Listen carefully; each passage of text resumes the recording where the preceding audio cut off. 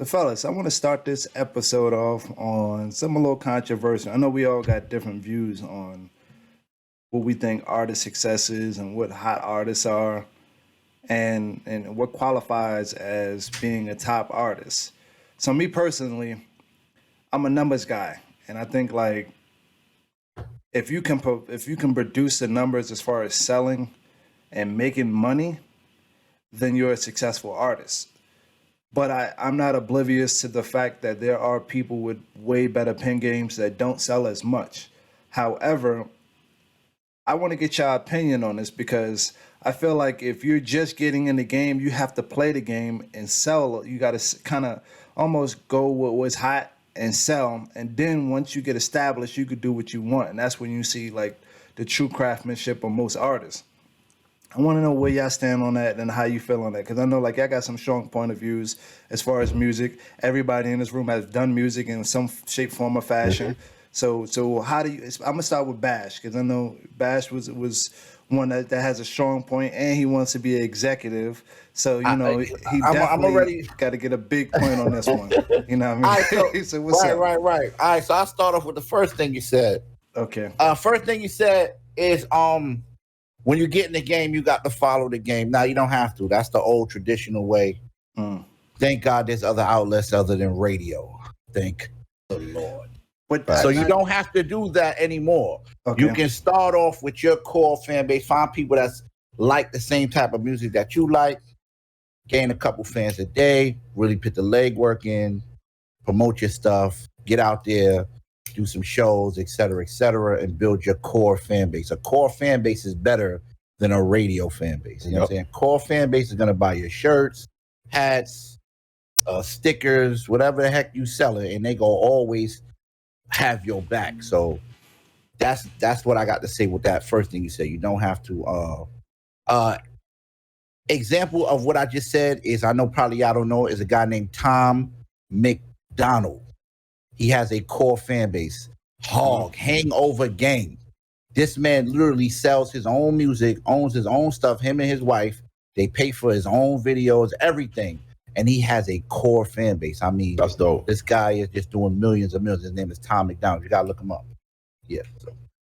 So with that being said, is that a him doing good or is that because when you look at a successful artist like that's subjective. Everything's subjective to how you look at things, right? When you look at a subjective artist, you automatically think like the Drakes, even Kanye. I know strategic don't like Kanye, and just some of the artists that are hot right now, like even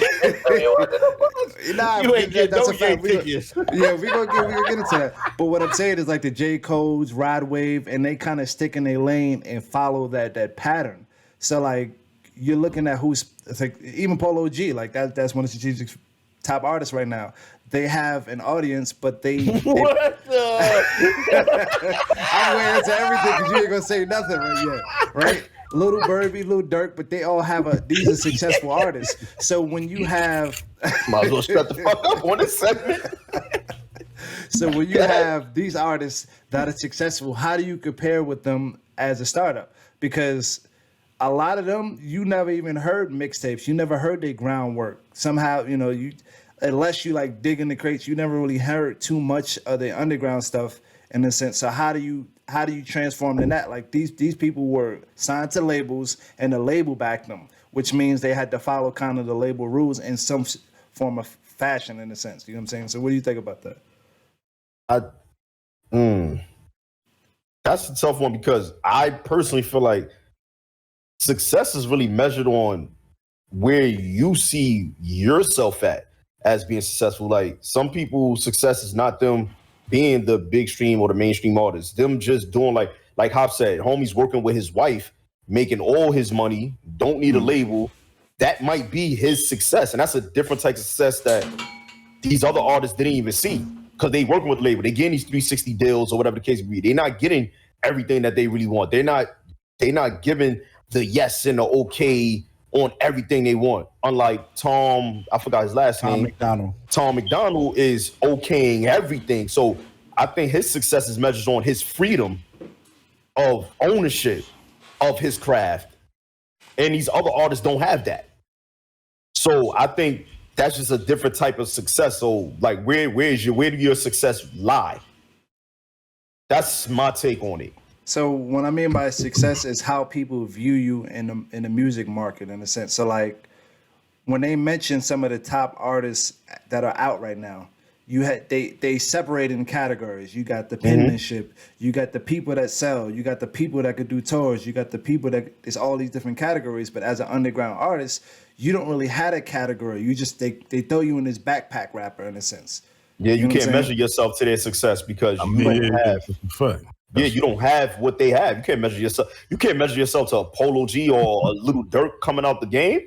But at first, they didn't measure themselves to that until they got to that status. So my point is, what is a successful artist? In a sense, like, yeah, you can view yourself as success, but when you're at the top of the game, how do you That's what I'm saying. there's a measurement, like, That's- okay, because like for example, like Hop said, he gave an example of somebody that does everything on their own. But I know somebody that does everything on their own that's more successful than them. Tech Nine. Tech Nine literally does everything on his own, and he's successful, and he doesn't care about that. But yet, Tech Nine is not mentioned anywhere in the realms of anything. Like they just know Tech Nine for being doing his own thing and making his own bread. So to him and his realm and people that are fans of him or know what his body of work, yes, he's a successful artist. But is he a top artist? Yeah, Like when you bring him around, like if you mention his name around any of them big artists that you might consider successful, they know who Tech Nine is. Yeah. Yeah. I think success is measured on your core. Your like Hop said, your core base, your core fan.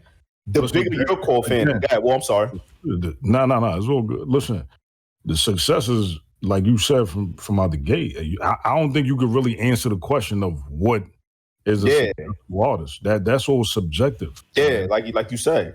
Now, I mean, there's so many avenues and there's so many lanes nowadays that you could tap into as an artist that you don't really have to follow the regular same old traditional blueprint. I'm saying you could be you might not be a big selling artist, but you could be successful for just doing tours. Yeah.